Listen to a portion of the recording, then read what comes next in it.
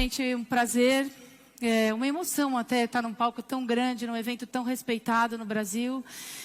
Esse foi um evento para o qual nós nos preparamos bastante e o tema que eu trouxe para conversar com vocês é a quarta revolução industrial e a transformação digital. Na verdade, eu vim falar sobre uma mensagem de transformação. Quando a gente fala de transformação, parece que é uma coisa que já aconteceu e a gente está olhando para alguma coisa que já se transformou. À medida que a gente está nesse palco, essa transformação está acontecendo a cada segundo. A gente está vivendo num mundo em que as conexões são, a cada segundo, novas sinapses estão acontecendo, novas conexões estão acontecendo e o mundo está, eu vou mostrar para vocês na viagem pelo tempo que eu trouxe para compartilhar com vocês o que exatamente está acontecendo na nossa visão, na visão de alguns pensadores atuais e em que velocidade as coisas estão acontecendo. Então vou fazer essa viagem no tempo com vocês. Vamos começar em 1450. O personagem que está aqui é Gutenberg, que gastou basicamente a vida dele inteira de pesquisas e de estudos para ter nas suas mãos um objeto muito especial que transformaria a forma como a nossa cultura existe até os dias de hoje. Ele teve em suas mãos o primeiro livro. Na época de Gutenberg, existiam aproximadamente 12 mil livros, depois que ele inventou a prensa de caracteres móveis.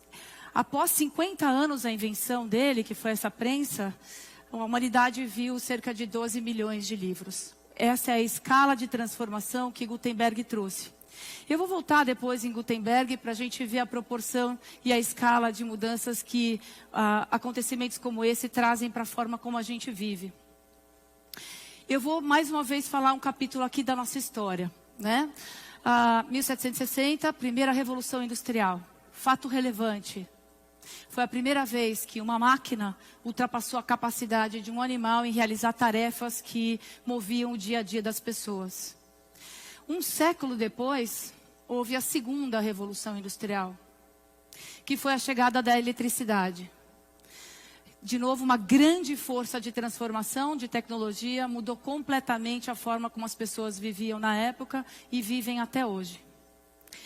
Depois houve a terceira revolução industrial, já mais próxima dos nossos dias. A gente está falando aqui aproximadamente de 1960, quando houve a democratização do acesso à tecnologia por pessoas comuns. E também, obviamente, começando pelos grandes CPDs, pelos grandes computadores que passavam a realizar tarefas programáveis. Mas a democratização da tecnologia, do acesso à tecnologia, aconteceu nessa época. Percebam que a escala, ela vai mudando da velocidade do tempo.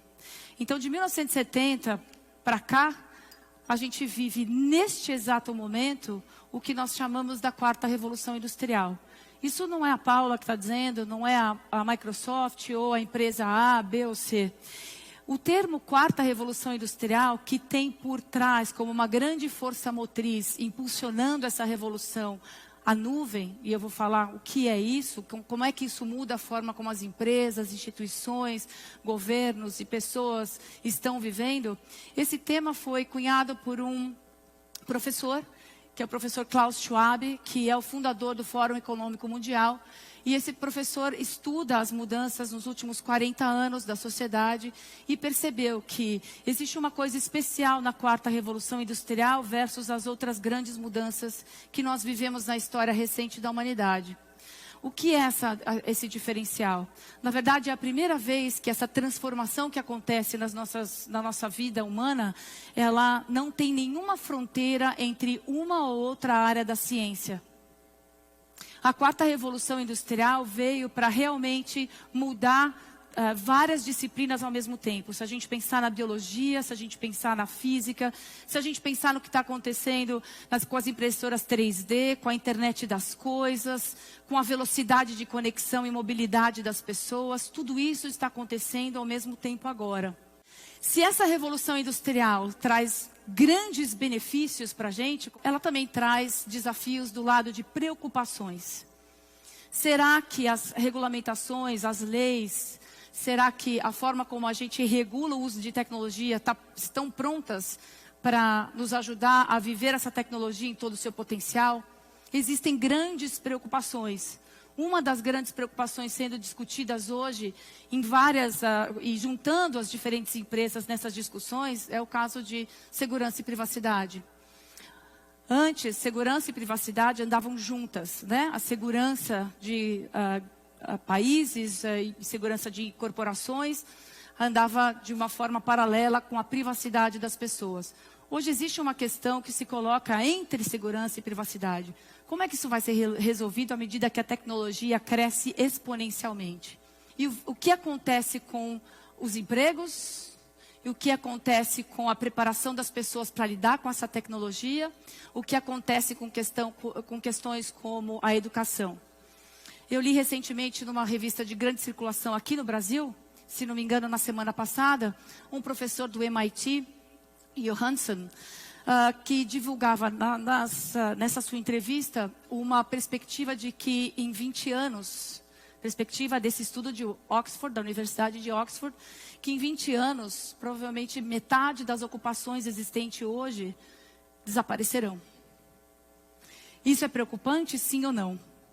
E a gente já vê mais para frente o que provavelmente a tecnologia traz como mudanças. Agora, isso também já aconteceu na primeira Revolução Industrial. A questão é o que nós vamos fazer para realmente estar prontos para liderar com toda essa avassaladora transformação que a gente tem diante de nós.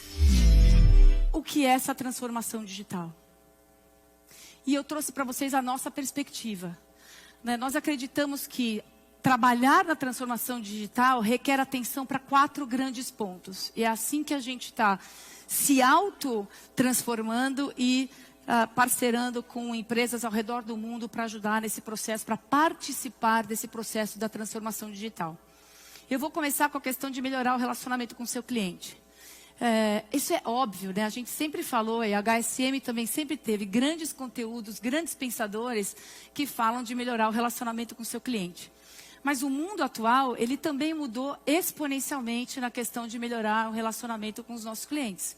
Porque esses clientes estão conectados na nuvem e de forma móvel todos os dias. A questão de melhorar o relacionamento para esse novo cliente, para esse novo comportamento 100% conectado na nuvem, através de aplicativos e de tecnologia 100% móvel, é uma questão que é crucial na transformação digital.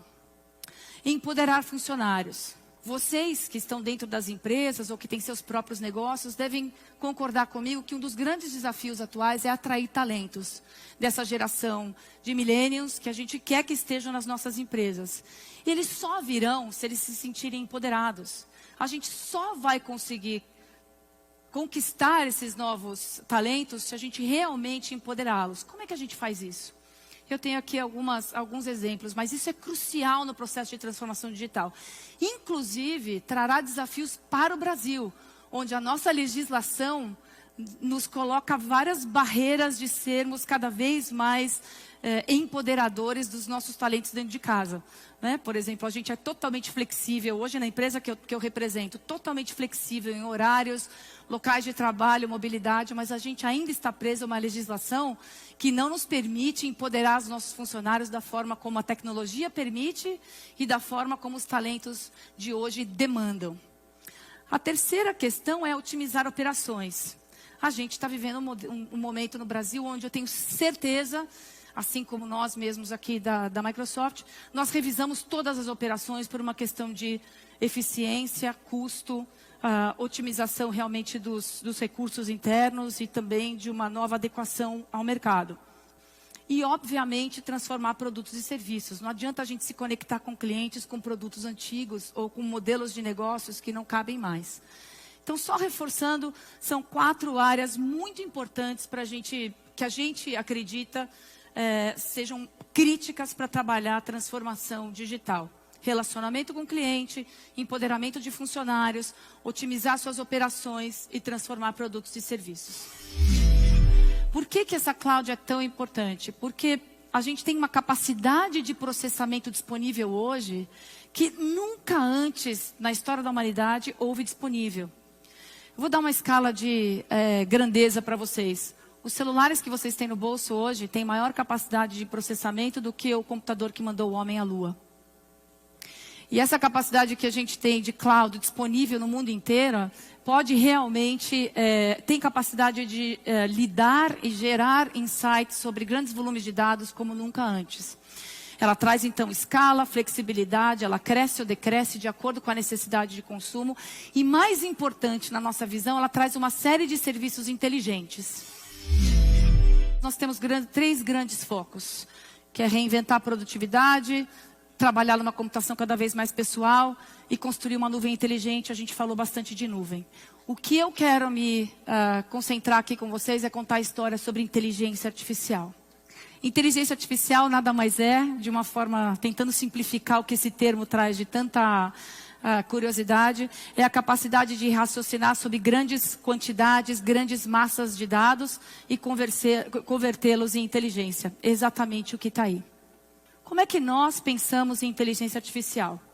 A gente pensa em 4 grandes áreas da inteligência artificial. E elas já são reais novamente.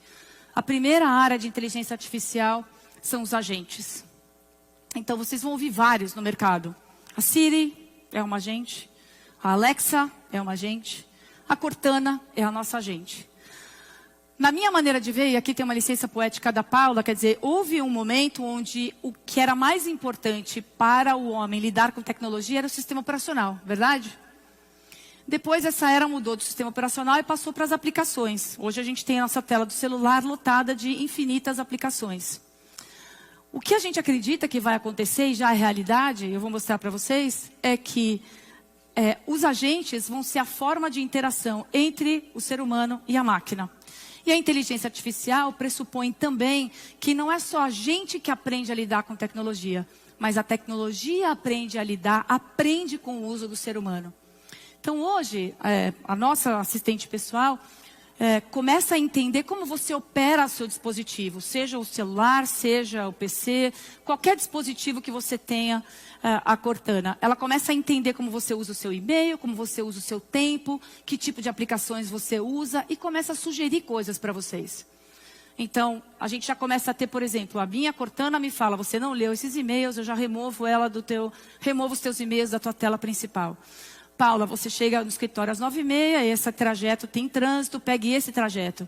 Não, Paula, hoje é sexta-feira, você vai buscar o seu filho. Hoje é dia da secretária, posso comprar um buquê de flores, posso mandar? Usa o cartão de sempre? E você vai dando sim, não, sim, não, sim, não. Substituindo o quê? Tarefas repetitivas. Não as decisões que você quer tomar, mas substituindo tarefas repetitivas, que não agregam valor ao dia a dia. A segunda forma são as aplicações. Segunda forma de inteligência artificial. De novo, gente, parece que eu estou tendo uma conversa com vocês de TI para TI. Isto não é TI. Isto é tecnologia aplicada aos negócios e vai mudar a forma como a gente vive. O que são as aplicações? Eu tenho um exemplo aqui, que é o caso do SwiftKey. O que é isso? Quem aqui gosta do corretor do celular? Só 2 pessoas, eu não gosto do meu. Mas eu não estou falando do corretor do celular. Eu estou falando aqui de um teclado, de uma aplicação no teclado que começa a entender como a Paula escreve.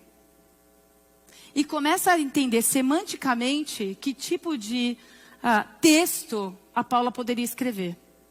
Isso é realidade. Ou seja, não é um teclado que está conectado ao dispositivo. É um aplicativo, é uma aplicação que está conectada ao usuário. Ele entende que é a Paula, entende que aprendeu com a Paula, sabe como a Paula escreve e começa a sugerir coisas para que ela acelere o seu processo de desenvolvimento.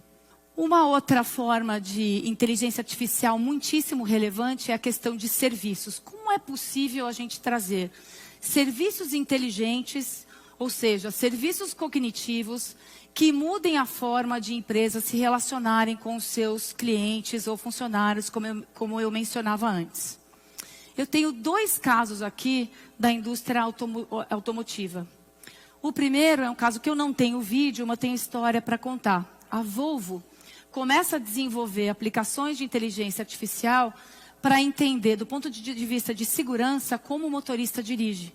E começa, a partir de detecção de imagem, Video Analytics e outros serviços cognitivos, a entender se a pessoa está com sono, se ela está sem condição de reflexos rápidos e começa sugerir ações para esse motorista visando uma maior segurança do usuário. Isso é futuro? Não, isso é realidade. Antes, alguns anos atrás, 5 anos atrás, talvez não existisse capacidade computacional e infraestrutura suficiente para lidar com essa grande quantidade de dados. A gente não tinha capacidade, não tinha escala, não tinha os serviços, não tinha o desempenho, que em 5 anos passaram a ficar disponíveis a ponto de mudar tantas indústrias e trazer tanta inovação para o nosso dia a dia. Eu queria fazer uma reflexão, que é não só o senso de urgência, quer dizer, o que eu gostaria, o que eu tinha como objetivo dos meus 40 minutos aqui com vocês. Obviamente, gerar uma ação e uma atenção para a questão da transformação digital, ou seja, a gente não tem tanto tempo assim para passar por isso, ela é inequívoca, essa mudança de transformação digital não é uma escolha, ela é fato. Mas eu também acredito que a gente tem uma oportunidade gigantesca de mudar a vida de milhões de pessoas nesse momento da humanidade. Assim como Gutenberg, em 1450, que mudou a forma como as pessoas acessaram a informação, se nós usarmos a tecnologia do ponto de vista positivo para a humanidade, eu tenho certeza, e a nossa causa é que a gente realmente vai poder mudar a vida de milhões de pessoas através de tecnologia. Tecnologia é meio, tecnologia não é fim. O fim é realmente ter milhões de pessoas com qualidade de vida e mais felizes. Muito obrigada, gente.